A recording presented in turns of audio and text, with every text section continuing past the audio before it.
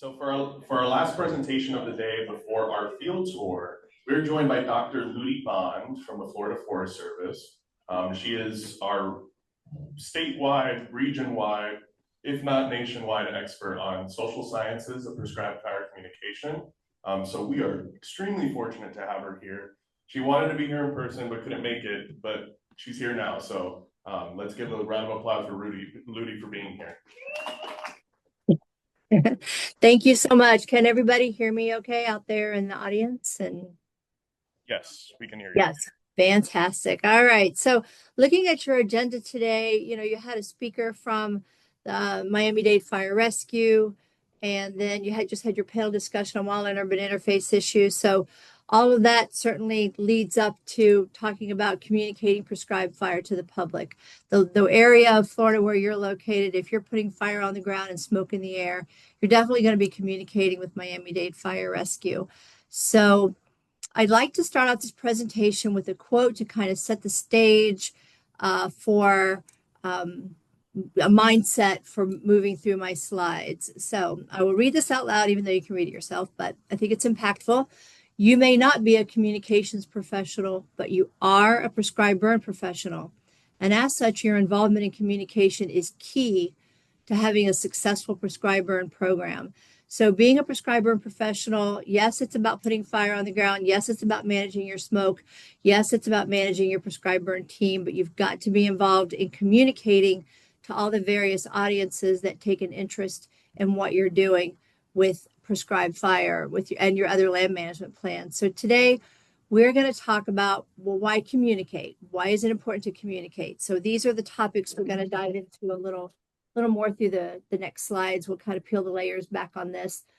Creating public acceptance and support, because research says that acceptance and support is going to go a long way into developing the trust with your land management plan, including your prescribed burn plan.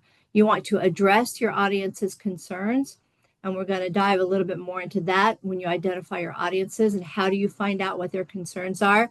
It's important to share your objectives with your audiences, building awareness and that public trust. We'll talk a lot more about that.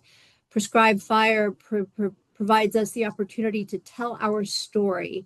Wildfire is more reactive, whereas prescribed fire is definitely, you can be more proactive with your messaging and tell your story.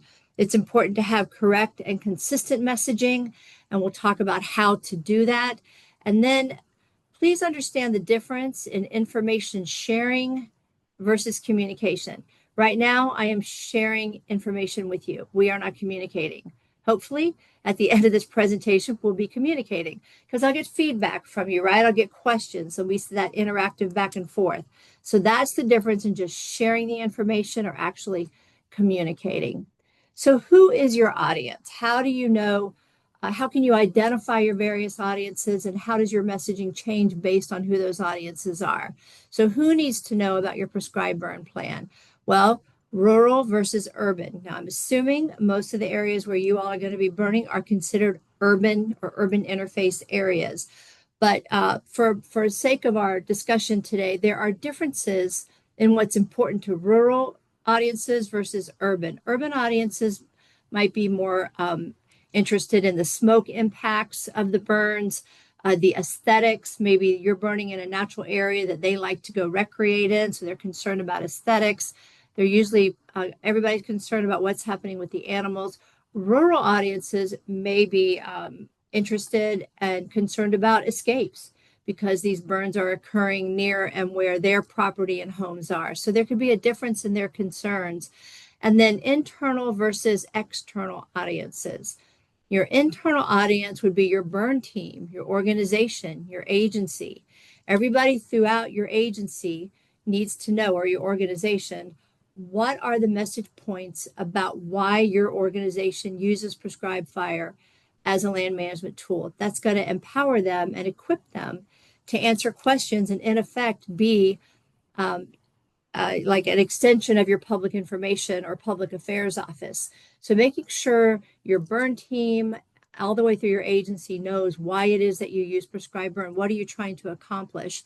And then, of course, external audiences, those are going to be decision makers, policy makers, the HOAs or communities, homes in near where you're going to burn, the media, all those various folks outside your agency or organization. Also, external audiences, and we're going to talk some more about this, is who has an interest in when there is smoke in the air and fire on the ground, meaning who gets the 911 calls.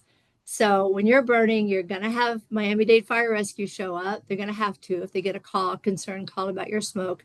The sheriff's office, highway patrol, these are all external audiences that it's very important to make sure that they have some sort of working knowledge of why you're doing what you're doing. They can also help you with that capacity building of being able to get your information out to various audiences that contact them directly, wanting to know why you're burning and why they're having to deal with the smoke.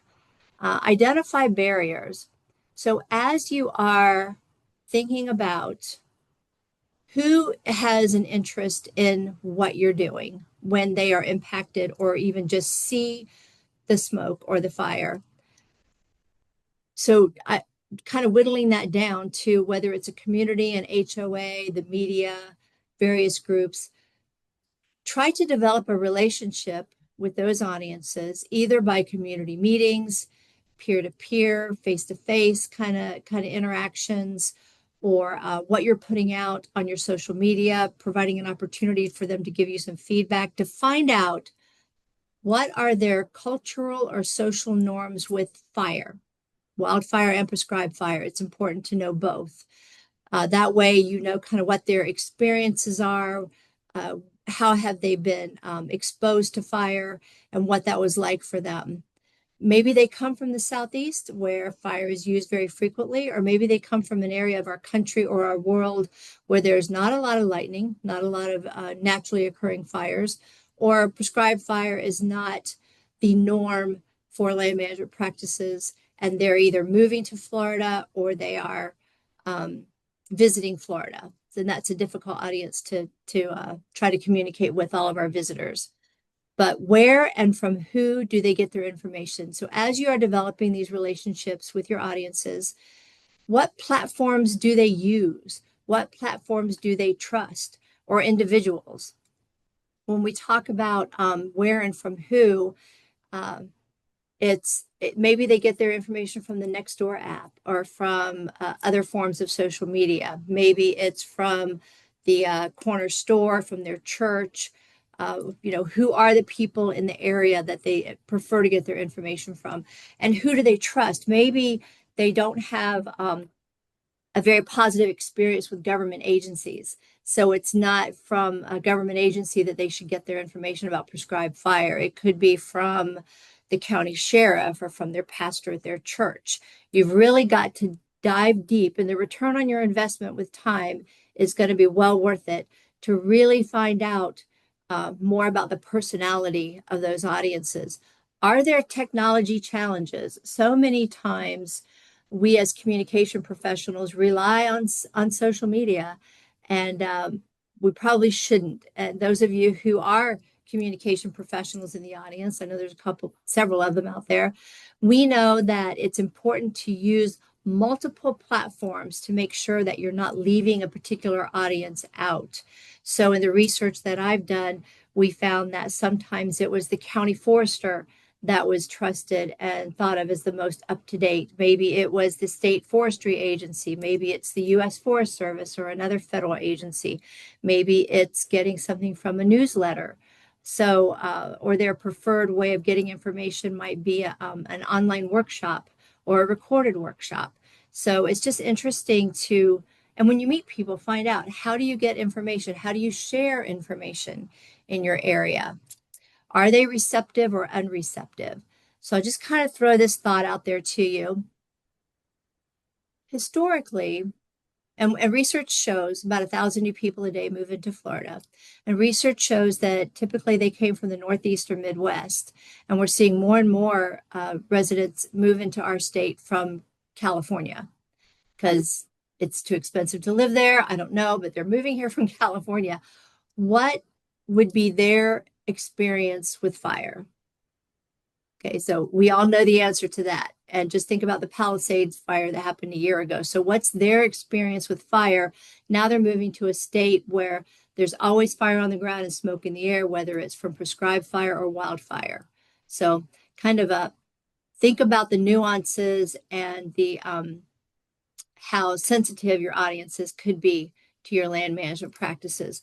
Now, why do we use prescribed fire? And you all know this, the answers to this, because they're listed here and you know this as professionals.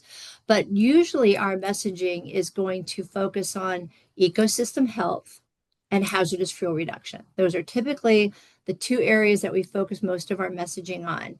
Now, I mentioned earlier in the idea of telling your story, prescribed fire gives you the opportunity to be very proactive with your messaging while wildfire is very reactive.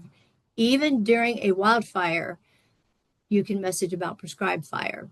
So whatever the areas are that you all are managing or involved with, even when there is a wildfire occurring in or near that area, it's a perfect opportunity to talk about why the wildfires in Florida don't get nearly as large as they used to. They're easier to suppress and contain than they have been in decades past. Thinking about the firestorm of 1998, and since then, how we've really progressed with our prescribed fire program throughout the state of Florida, being now the leader in the nation, with 20% of all acres burned in the United States occurs in the state of Florida, both by private landowners and folks like yourself. But it's a great time to push that messaging forward about the power and the benefit of prescribed fire. Building trust and support. So I hit on that with this third slide I showed you at the beginning of this presentation. Trust is a predictor of public support. So even if your audiences don't truly understand why you do what you do, or when things don't go as planned and maybe you have an escape or some spot overs, or maybe your smoke isn't doing what you predicted it would do and what you told your audiences it would do. If you've spent the time to build the relationships with those audiences so that they really truly feel that you are acting in their best interest and the best interest of the land you're managing, then you should be able to develop their support and understanding. So that all comes from building those relationships with your audiences. The third bullet point and third and fourth, what are their concerns and what are their values? So in an effort to make sure that your messaging is very specific and you're going to increase the effectiveness and success of your messaging, you need to find out what they care about. What are their questions? What are their concerns? What are their interests? What do they value? Is it a protected or endangered species on the land that you're managing? Is it the aesthetics for recreation? You know, what is it that they have concerns about and that they have questions, and what do they truly value? They live near your natural areas for a reason. Usually we find that they love the natural areas, they love the outdoors. So really finding that out and tailoring your messaging. I know I've been involved in homeowner association meetings where we were going to discuss our prescribed fire program for the land surrounding this community. And we thought they might have pushback against all the fire we were getting ready to surround their community with. And turns out they were fine with burning. They wanted us to burn more. Their only concerns were where and when. We want you to burn. We want you to burn more. Where and when. That's all you need to tell us. So yeah, you can really tailor your messaging and making it much more focused that way. And I mentioned before, do they understand? Maybe they don't. And that's okay. Trying to understand what goes into a prescription and all the research and science and planning behind it, that's a heavy lift sometimes. So it's okay if they don't understand. Maybe we should just strive more for their support, and you're gonna get that support through their trust. So hammering on these messages and repeating them, but they all fall into each other. Consistency in spokespersons. I have found, and research has shown, that builds trust as well. So think about, and I'll just use an example, David Muir on ABC Evening News. everybody, if you watch ABC News, everybody trusts David Muir. He's been there for years. So he's a name and a face and a voice that people trust because he's consistent, always there, always saying the same thing, building that rapport with his on television audiences. So if you're able to have consistency in your spokesperson, that can also help to establish some trust. Include a PIO, Public Information Officer. Include them in your prescribed burn organization. And the reason I say that is because that will help you, those kinds of folks will help you identify your audiences, create your messaging, uh, help to build your communication plan, and do interactions with audiences prior to and during. Have your PIO there on the burn the day of if you're able to, because then as people are coming by looking at what you're doing, they can interact with audiences, they can show them and explain what's going on, that what they're witnessing. So I have found that one-on-one to be very effective personally in my work, but research also shows that it's that face-to-face communication that is the most impactful and effective. So how do you develop this communication plan? What are you going to do? Here are some elements that need to be in your communication plan as you're putting it together. Timely. When are you going to communicate about prescribed burning? The day of, the day before, the week of, the month of, or year round? In Florida, we have the luxury of burning year round. So we should take advantage of that and talk about prescribed fire as frequently as you can with all of your various outreach and communication. Always use opportunities to talk about the benefits of burning. Is it manageable? Do you have the personnel to do all these things I've been describing? If not, we're going to talk about collaborating with your partners in another slide. But is it manageable? Who has time to dedicate to putting all these messaging together, putting your plan together, implementing your plan? Is it effective and measurable? How are you going to find out if your communication is successful? You've got to build in ways to find out if it's effective or measurable. Maybe that's from comments you get on Facebook. Maybe that's from phone calls or emails. Maybe that's from your interactions with people in the public, interactions with people around when you're burning. And that's one of the reasons to have a PIO there, circulating around the area, being your smoke lookout, but also talking to various folks who come by and are interested and inquisitive about what you're doing. All the various formats and platforms, hit it on all cylinders, right? Don't just rely on one platform thinking that's going to reach all of your audiences. Consistent messaging and terminology.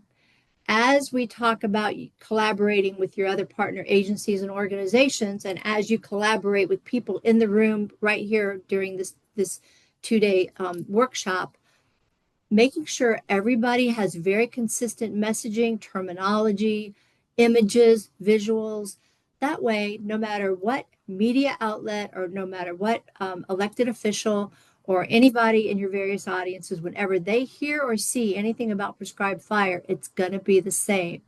That's going to build trust with using prescribed fire as a land management tool in their communities. So coordinate and collaborate with your partners. Consistency matters. Having a crisis communication plan. So my research during my dissertation showed that through interviews with other communication professionals in the Southeast, that timing, accuracy, and transparency, if you get it right, it's successful. If you get it wrong, it's a failure, especially when it comes to crisis communication. When things don't go as planned, maybe your smoke does negatively impact a roadway. Maybe there are unfortunate outcomes. Maybe your prescribed fire is declared as a wildfire now, and there are other unfortunate circumstances around that and the optics on that from your various audiences. Get out in front of that messaging, have a plan in place. What are the approved messaging from your agency or organization prior to a crisis happening? Make sure that you've got all of those approved messages in your back pocket that you know you can use when things don't go as planned, and be transparent. You've got to be honest with your audiences, because if you're not, it'll come back to bite you. So be as transparent as your agency or organization will allow you to be. So over here, the images, look at that on the left and the right.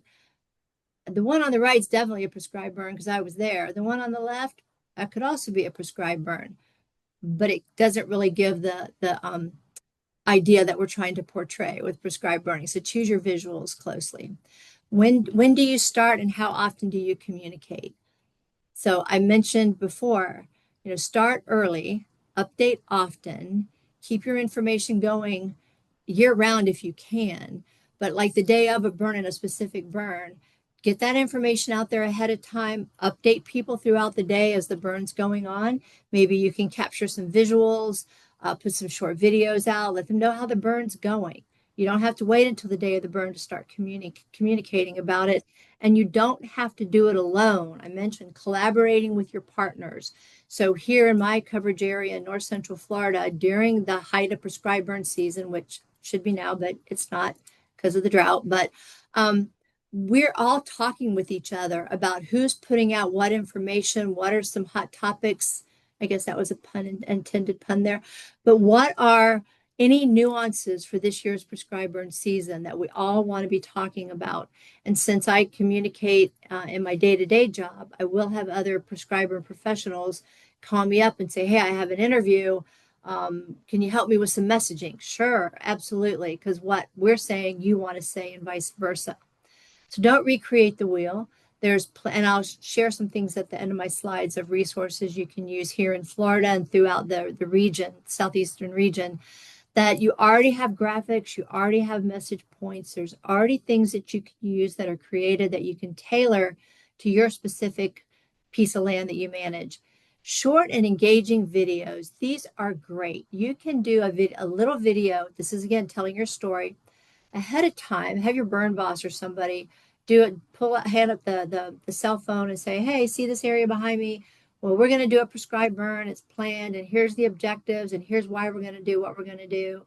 And then during the burn, show them we're doing the burn today, and here's what it looks like, and here's that slow moving backing burn or whatever. And then after, show them the after, show them 3 months later, 6 months later.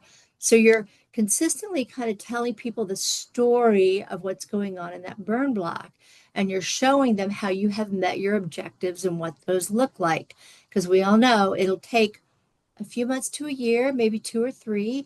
And as you consistently rotate fire through that area, what changes do you see? What wildflowers, what grasses, what pollinators, what other wildlife, what are you seeing? Show them. People love visuals.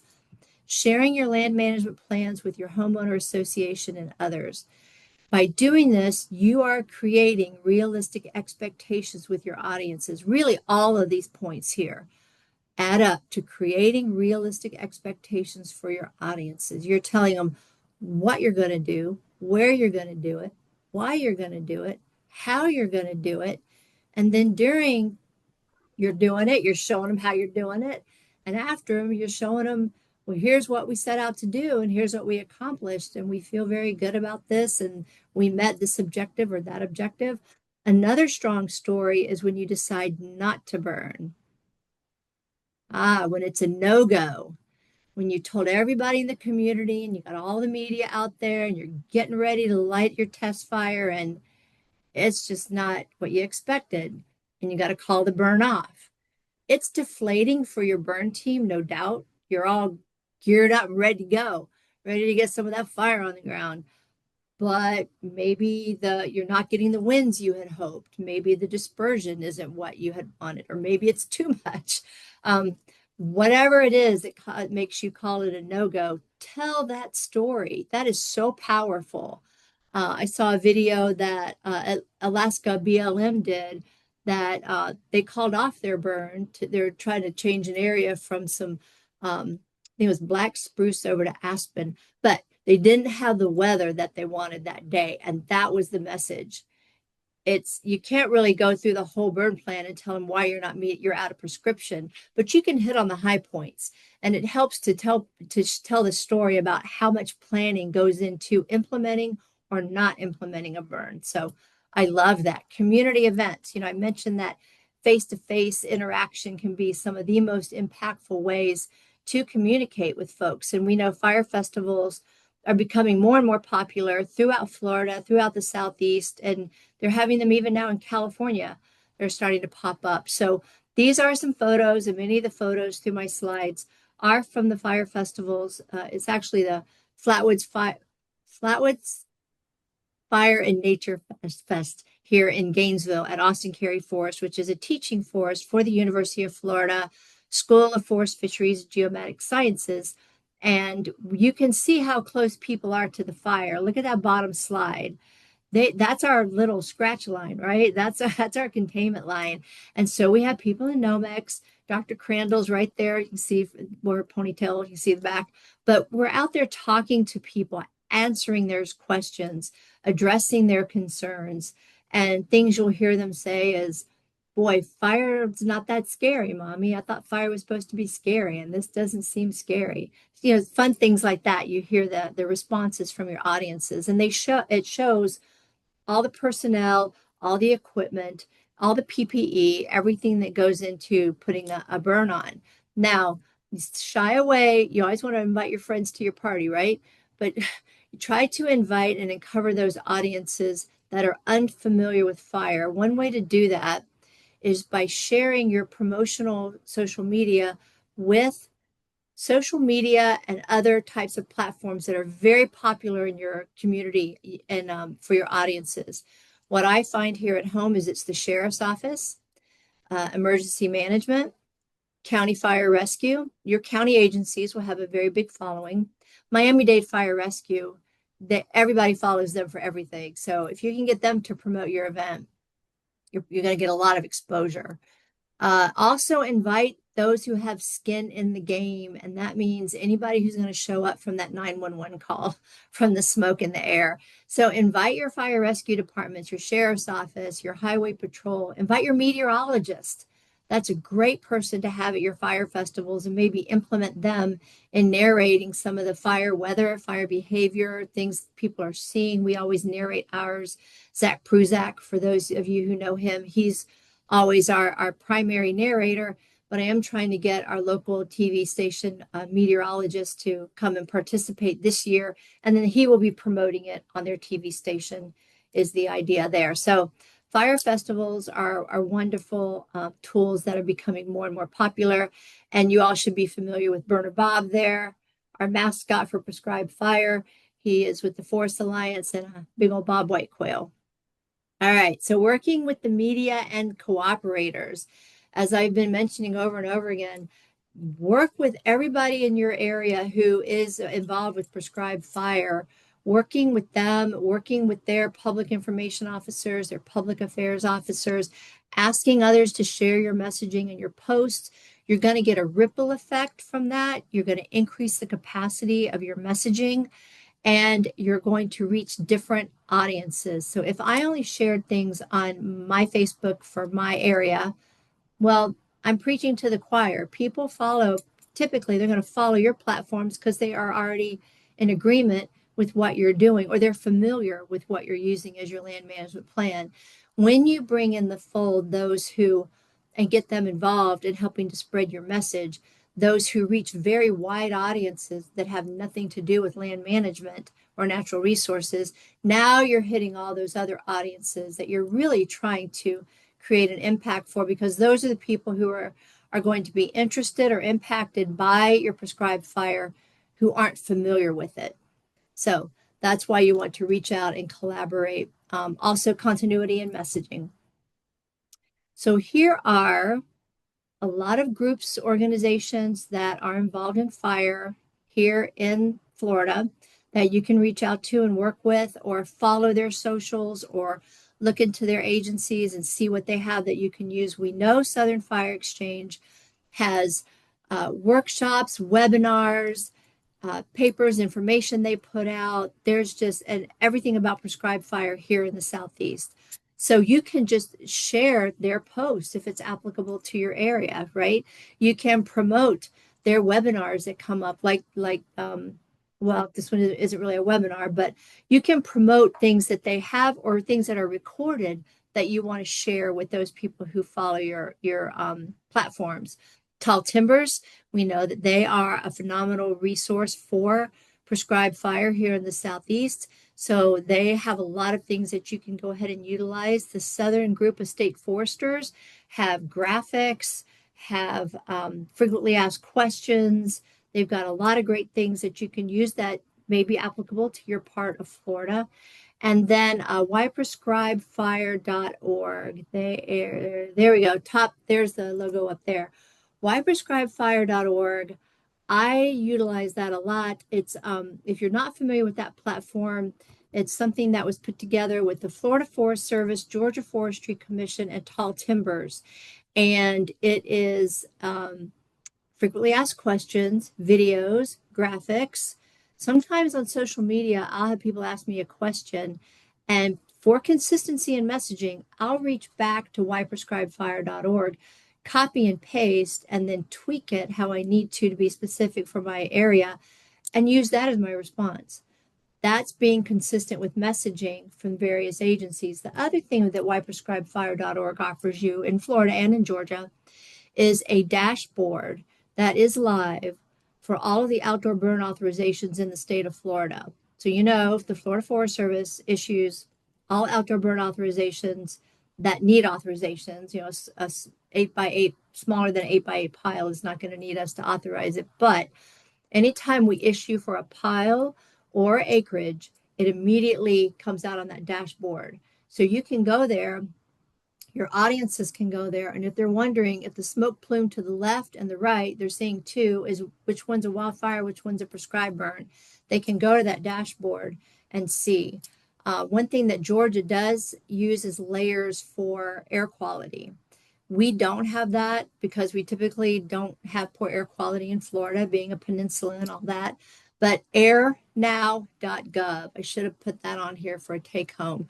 That's a great resource for air quality. I know Florida DEP does have some resources on their website, but nationwide and easy to remember, easy to access, airnow.gov. You can pull it up on your phone right now and it'll tell you where you're standing, what your air quality is. So that's helpful, I think, for a lot of your audiences. But here are the links to all of those groups, you know, that I have mentioned that you can go to for information and ideas. And it's fine to steal because we want continuity. So get in there, pull what you need out of there and use it. And again, consistency and continuity of messaging. So my takeaways from today, before we get into questions, because I think we're doing pretty good on time. You want to build support and acceptance for your program, identifying those audiences, having that accurate, consistent messaging. Ludie, I'm sorry. Our microphone died. Oh no. We're switching out batteries right now. Okay. Do I keep talking? No, real quick. Okay. Just give us a second. I think they will.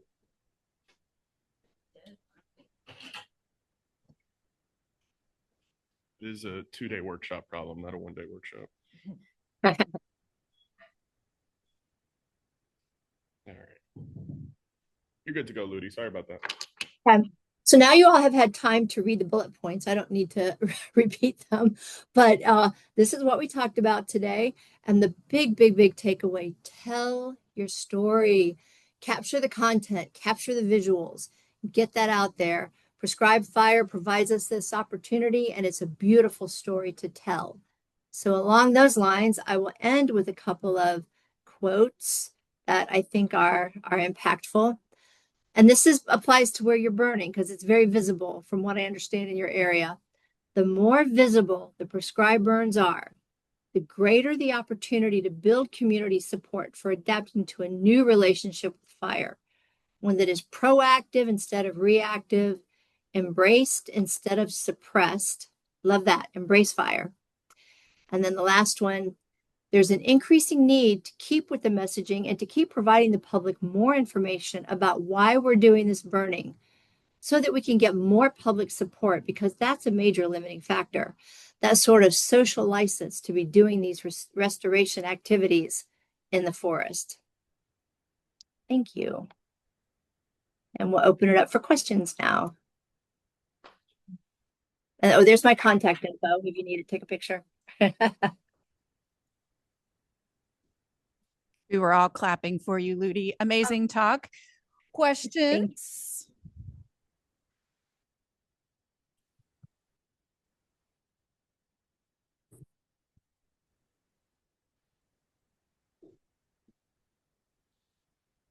You have a question? Ludie, can you tell Yeah. a story You're breaking up. impactful? You're breaking Tell up. I us a can't hear you. story of one of your more one of your Okay. I can't. You're breaking up. I can't hear you. So I think it's delayed. Okay. Can you hear me? Yeah, I got you now.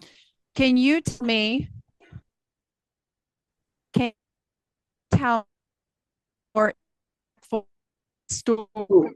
communication success Tell a story story more impactful. boiled pea?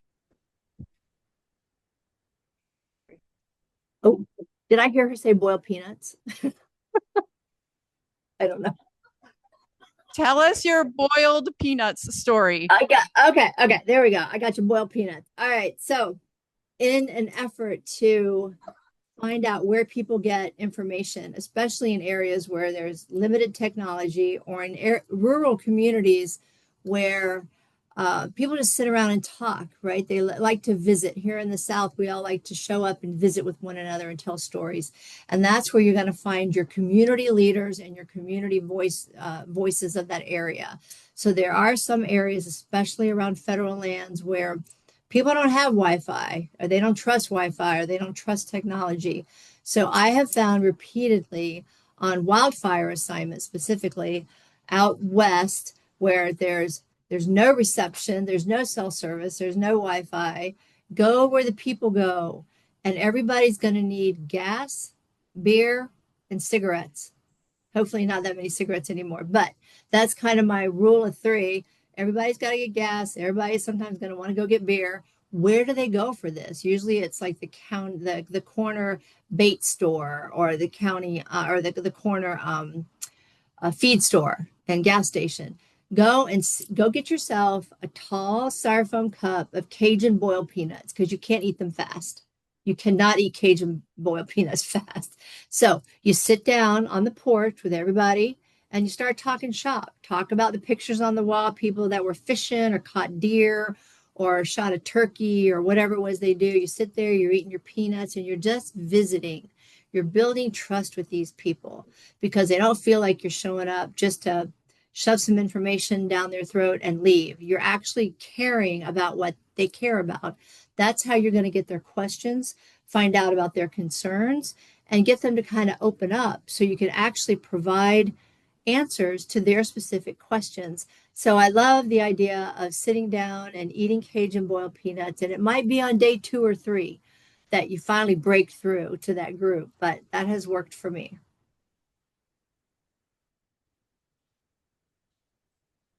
Any questions? I don't know if she can hear, but Hey, Ludie, it's Christian. Hey. So I have a question, especially for this region. How have you approached issues with bilingual communication? Mhm. So that's where I would kind of reach out probably to my local law enforcement group and find out how do they communicate with a particular area that is, we have some potential language barriers, and find out who are the community leaders in the area. So then, because community leaders a lot of times will be bilingual, and so that would be someone that they trust. And so you develop that relationship with that person. Maybe it's a pastor of a church. Maybe it's a law enforcement, a sheriff or something. Maybe, whoever it may be. And a lot of times I feel like law enforcement has spent the time to get to know the personality of that community and know who the community leaders are. And I find them to be a great resource. Also, and you can't, we don't always have people on staff that can address some of those language challenges. But yeah, find out from, I usually just go to law enforcement and find out from them how are they communicating with that community and go that route.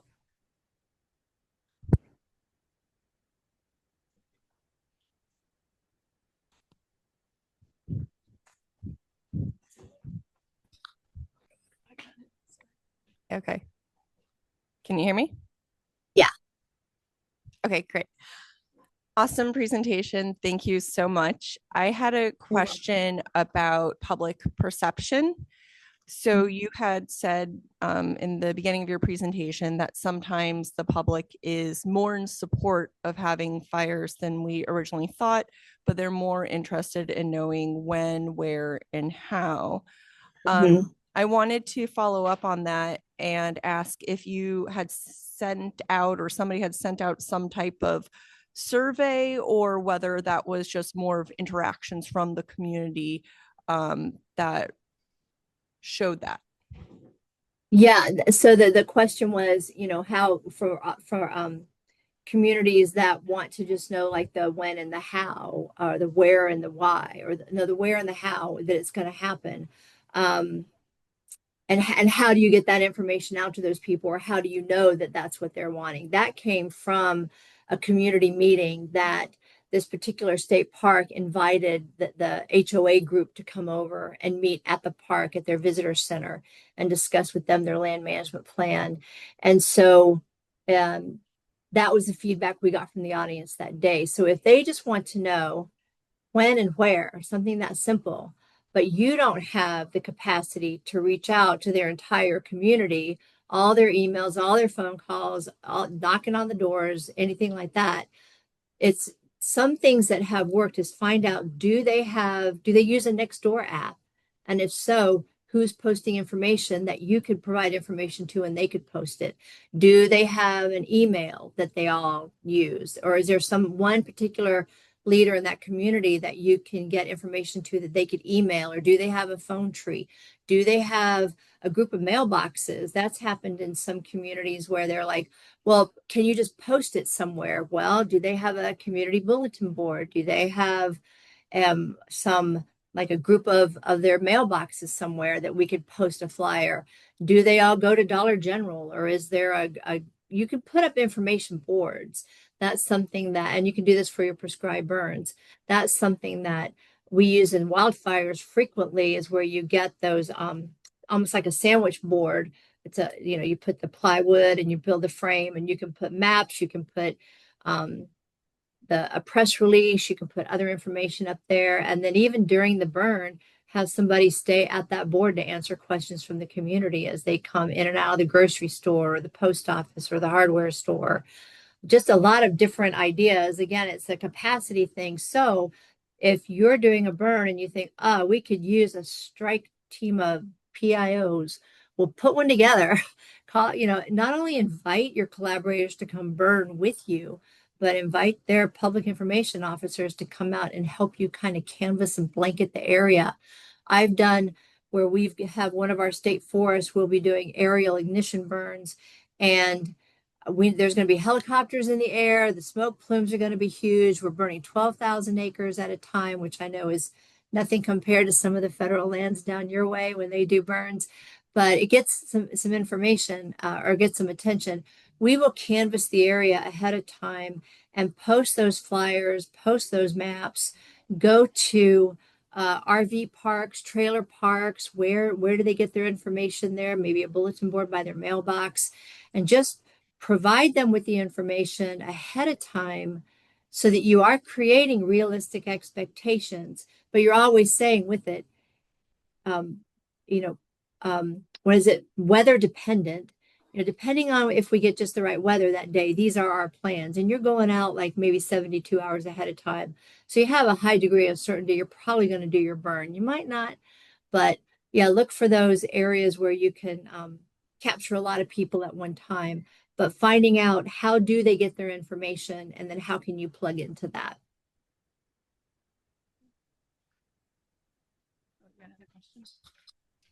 Ludie, unfortunately, that's all the time we have. Okay. Oh, yeah, we are at 1:40. Yep. All right. You guys have my contact information. Please feel free to contact me directly with any specific questions or anything in your area. I'll be glad to help if I can.